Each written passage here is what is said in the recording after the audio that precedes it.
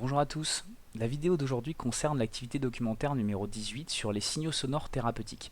Cette activité documentaire est la première activité que l'on va faire pour notre nouveau chapitre, le chapitre 9 sur l'émission et la perception d'un son. Donc cette vidéo est une petite vidéo d'introduction à cette activité documentaire qui vous donne des petits coups de pouce, un peu comme la dernière fois, et on va voir ensemble rapidement les documents et les différentes questions afin que vous puissiez réussir l'activité par vous-même. La correction sera comme d'habitude donnée à la fin de la semaine. Cette activité documentaire, comme la précédente, sera à me rendre sur le Google Classroom avec le fichier Google Doc qui sera mis à votre disposition, exactement comme la semaine dernière, et ça ne sera pas noté. Encore une fois, c'est pour moi vérifier que vous avez fait votre travail. Il y en a beaucoup qui m'ont envoyé le devoir, mais il y en a aussi également beaucoup qui l'ont rempli correctement, mais qui ont oublié de le rendre. Alors je vous montre rapidement. Quand vous êtes dans Google Classroom, vous avez la fenêtre qui s'affiche comme vous le voyez ici. Et en fait, dans cette fenêtre, vous pouvez cliquer sur le fichier pour le remplir, là où il y a la petite main. Donc vous cliquez, vous faites vos modifications, vous remplissez votre fichier, vous répondez aux questions, et ensuite ça enregistre tout seul. Mais une fois que vous avez fait ça, il ne faut pas oublier d'appuyer sur le bouton rendre le devoir. Parce que si vous n'appuyez pas sur rendre le devoir, en fait, moi, ça me marque que vous n'avez rien rendu. Ça me donne l'impression que vous n'avez rien rendu. Alors bien sûr, quand je vais sur votre fichier, je vois ce que vous avez mis, mais ça m'oblige à vérifier toutes les personnes qui n'ont pas rendu pour être sûr que en fait ils n'ont pas juste oublié d'appuyer sur rendre le devoir. Je l'ai fait et il y en a beaucoup qui l'avaient fait et qui avaient juste oublié d'appuyer sur le bouton. Donc n'oubliez pas d'appuyer sur le bouton rendre le devoir. Il y en a aussi beaucoup qui m'ont donné, enfin pas beaucoup mais une petite partie qui m'ont donné des PDF par exemple, alors c'est très bien, mais je préférerais quand même que vous essayiez de remplir ça directement sur le Google Doc de manière à ce que ça soit directement corrigeable en ligne pour moi. Comme ça quand je vous ferai un DM, au moins vous aurez pris l'habitude et je pourrai corriger directement sur votre copie, vous mettre des annotations et vous rendre la copie directement sur Classroom. Alors, donc cette activité documentaire, revenons-en à ce qu'on était en train de voir. Donc l'activité documentaire numéro 18 sur les signaux sonores thérapeutiques vous parle en fait des signaux sonores utilisés justement pour soigner les gens ou pour le bien-être. Donc je vous laisserai lire l'introduction.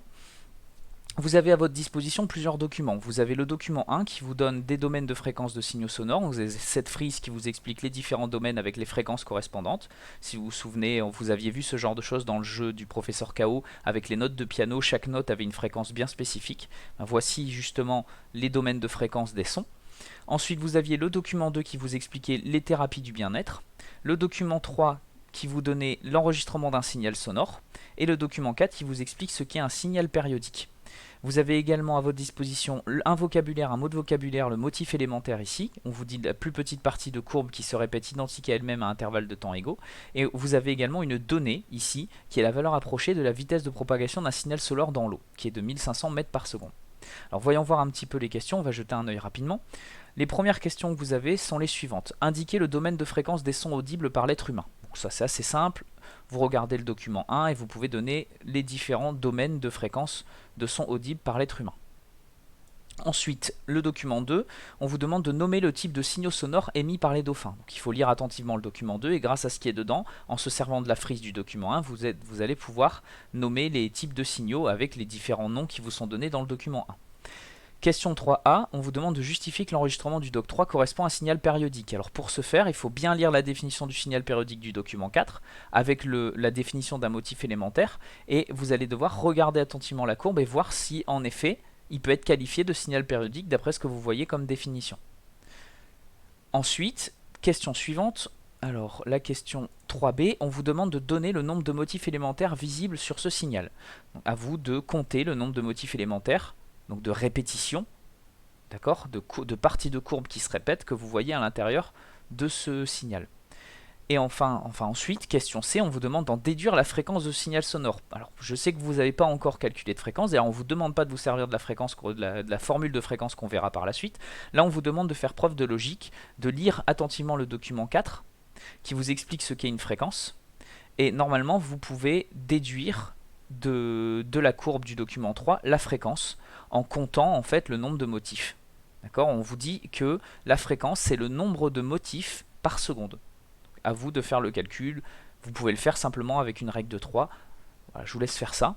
Ensuite, question 3D, on vous demande de qualifier ce signal sonore. Alors quand on vous demande de le qualifier, il faut vous servir encore une fois du document 1. pour savoir ce que c'est comme type de son. Ensuite, question 4, on vous demande de rappeler la valeur approchée de la vitesse de propagation d'un signal sonore dans l'air. Donc si vous vous en souvenez plus, n'hésitez pas à chercher la valeur sur internet. Précisez bien dans l'air, car ça change en fonction du milieu de propagation. Et enfin, comparer à celle dans l'eau. Alors je vous ai rappelé, pour comparer deux valeurs, il faut faire le quotient de la plus grande et de la plus petite pour connaître le rapport entre les deux. Par exemple, si je vous demande de comparer deux valeurs et que les deux valeurs c'est 100 et 5, ce qu'il faut à chaque fois faire quand on compare, c'est faire la division, donc 100 divisé par 5, et ça va vous donner 20. Et de ce fait-là, vous savez, vous pouvez dire que le premier, celui qui vaut 100, est 20 fois plus important que l'autre. C'est comme ça qu'on compare deux valeurs. Donc faites la même chose ici. Et enfin, dans la question bilan, on vous demande de citer les domaines de fréquence des signaux sonores. Donc quels sont les sons audibles, infrasons et ultrasons. Donc vous devez, grâce au document et à ce que vous avez vu, c'est un récapitulatif, récapituler quels sont les différents types de sons. Bon là je vous les ai mis entre parenthèses. Et leurs fréquences, les domaines de fréquence auxquels ils correspondent. Voilà, donc je vous laisse faire cette activité. Encore une fois, je vous répète, c'est à rendre pour vendredi soir, dernier délai. La correction vous sera donnée le samedi. Encore une fois, comme la semaine dernière, notez toutes les questions que vous avez en tête, les choses qui vous ont posé des difficultés pour pouvoir poser les questions pendant la conférence de samedi. Sinon, ça c'est le travail du vendredi, c'est-à-dire de notre séance de cours habituelle qu'on aurait le vendredi si on était encore à l'école. Pour la séance du samedi, nous allons commencer le cours du chapitre 9 sur l'émission et perception d'un son.